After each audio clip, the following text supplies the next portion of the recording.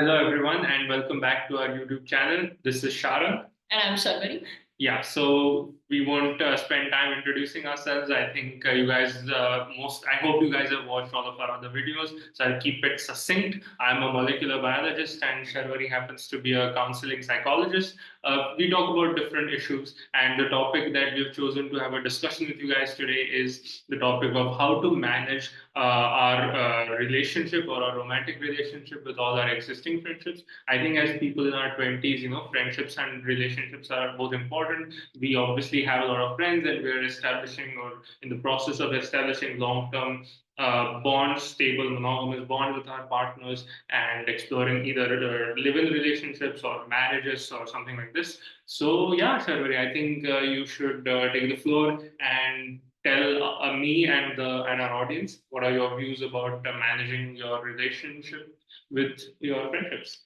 Okay, so I think the topic itself has a lot of potential because people get confused on how to balance the two. So like we speak about work-life balance, like how do we balance work and your personal life. Right. But then if you delve deeper into personal life, then it also consists of all your social connections. It can be with your family, it can be with your friends, and it can be with your partner. Right. Now, if you're single, it is comparatively easier because then you don't have that one person in your life whom you have to talk to every day, or you have to go out. Have to or get to talk to them? I think have to sometimes. Right. It's a chore.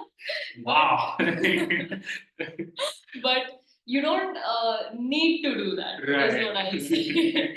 But if you're single, it's comparatively easier for you because you just have to maintain that connection with your friends as well as your parents. Right. But when you're in a relationship, this is like a usual thing that I hear, especially I think in guys like that, like bro, you're always with your girlfriend, or bro, you don't meet us all the time, Yeah. things like that. But I think it happens because when you're in a new relationship, everything's comparatively new, and you want to spend as much possible time with your partner as much as you can. And that's why maybe there might be a chance that your relationship with your friends might get neglected for a while. And while some people are understanding, it's also possible that some people are not that understanding as we might think they would be. So here, this space would be an opportunity for me to tell everyone how do you exactly do that, being a psychologist. Right. So firstly, I think this rule applies to any scenario, but having boundaries. So you should also have a boundary with your partner. That okay, this is the time I'm going to spend with you, and this is the time I'm going to spend with you, with my friends. Right. So if you have that clear demarcation, then your partner is also aware of what exactly or how much time you are going to spend together. Right. I seem to think something is very funny. No, please continue. I think you're speaking from personal experience. I will not interrupt you.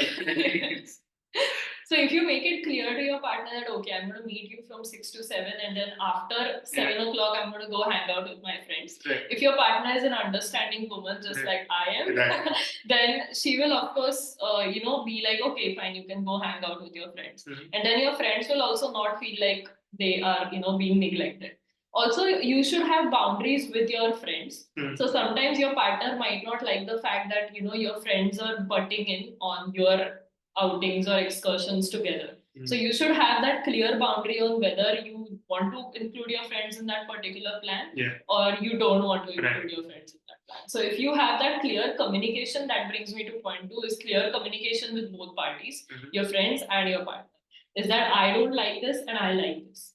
So if you have that clear way of communicating to them, then it can be easier for you to handle these conflicts that might happen. And I think the third point I would like to give to our audience especially is that make sure that you don't make your relationship your life. So your relationship is a part of your life. It's not your life. When marriage happens, I think that's a different thing. That's a different ball. That's a different ballgame because you have plans, so you're going to stay together and all of that. But when you're in the dating phase, your partner also has a life. Your partner also has his or her set of friends. So if you have that space between each other, giving each other space is the third point that I would like to make. Then you can find time for your personal relationships as well. Your partner can find time for his or her personal relationships. So I think these are the 3 points I would like to give to the audience. Right. So I'll just quickly summarize what you said. Yeah. You can add something if you Sure. think I missed something in the summary. So essentially what you're saying as a psychologist, how to manage friendships and a relationship is 1, set boundaries. Yeah. 2, have a set of clear communications. 3 is don't make your significant other the focal point of your entire existence. Correct. And what was the 4th one that you mentioned? The 4th one was also give your partner space, right, so that you can just be in that your own personal space, and then you can get back together and then be in a relationship. Right. So now I think I'll take over. Yeah. And I think like I'll speak from a lay person's perspective or someone who does not have a formal education in psychology. I would say that for me, of course, there's really managing a relationship with you between your partner and your friends, but also there's a relationship that you have with yourself and to yourself. So I'm the kind of person who loves spending time by his or himself, right? I'll read something, I'll play chess, I'll listen to some podcasts, I'll go for a walk, like that's like 4 or 5 kilometers. And that is something that's pretty, sometimes it's difficult to explain to your significant other that why do you want to spend the next 2 hours not talking to anyone? But if you have that kind of personality, you have that kind of personality. And the thing is, like, so in the same way that you invest in your significant other, I've also invested in my friendships, and I've been lucky and I've been blessed in a way to have friendships which go back decades, basically. So I've had, like, the friends I have currently, I've known them since I was 17 years old. So I got to, in a way, grow up with them, and they are also very, very important. So, like, I think there's a phrase in the Bible where Jesus says, give on to Caesar what is due unto Caesar, and give on to God what is due unto God. So I think it's important that you realize. So yeah, I agree with everything you said. I think it's important to just make time for everyone and remember that you are your person. And I would say don't get carried away in everything, because I think some people, they're very insecure. So when they get a new partner, boyfriend or girlfriend, they're scared that, oh, if I don't invest enough time on this person, then that person is going to go away and I'll just make her the focal point of my existence. And I think that leads to, if someone seems overeager, I think that sometimes is a negative effect. On the other hand, if you're like, hey, like, this is mine, like, I'm available at this time, you're available at this time, let's meet. Otherwise, you get to live your own life, I get to live my own life, let's come together. I think that sort of a balance is important, because especially if you're a man, right? Like, there's a space, or there's a psychological need for male bonding, and same for a female. Like, if you're a woman, you love spending time with your husband, right? But at some time you also just want to sit with your girlfriends and talk about, I have no idea, what do girls talk about? Like makeup, I don't know, like you gossip about other guys or. Yeah, I mean, it can be a wide variety of things. We talk about makeup. So now, as everyone knows that we are engaged, so I think most of my time goes into planning the wedding with my girlfriends, because they also are getting married. So we all have, common wedding dresses and all of these things to talk about. But yeah, I agree with you. Like, girl bonding indeed is a thing, and it's very therapeutic, because some things you just cannot talk to with your partner.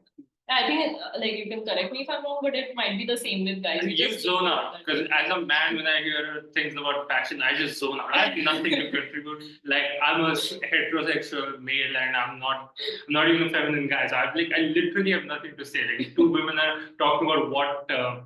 Like, I've been part of conversations where 2 girls were talking, and I was just there, and they would be like, "Oh, does this top suit the color of the jeans?" And I was like.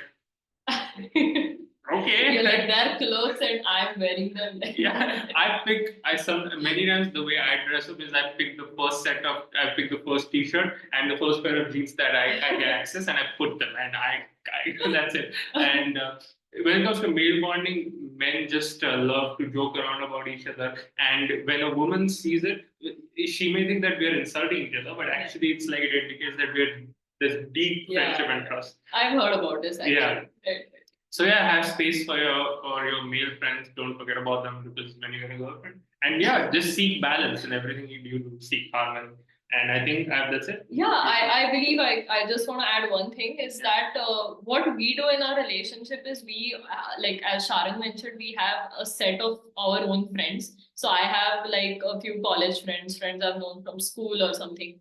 And I talk to them either they're in different countries. So we make time to talk on the phone, or I go out for a coffee date. And I just keep him updated, Sharan, I'm going to go visit him, or I'm going to go visit her. He does the same, that I'm just going to go for a walk, because he's a guy who needs a lot of space. So I agree, and I think your partner's understanding plays a big role here. So majorly a lot of conflict happens if your partner is not that understanding over the requirement of taking space. Yeah. But I think once you reach that understanding at that point, suddenly everything becomes fine. So if you have that understanding with your partner, then a lot of your problems are solved. Okay, so I think this is a good place to end the video. Guys, we really appreciate all the love that you've been showering us. We read all of your comments. So like, share, and subscribe to our channel. Let us know what you think about this video. What are your thoughts about managing your friendships and your relationships? And yeah, get back to us. And meanwhile, stay happy, stay positive. Bye. Thank you. Bye, guys.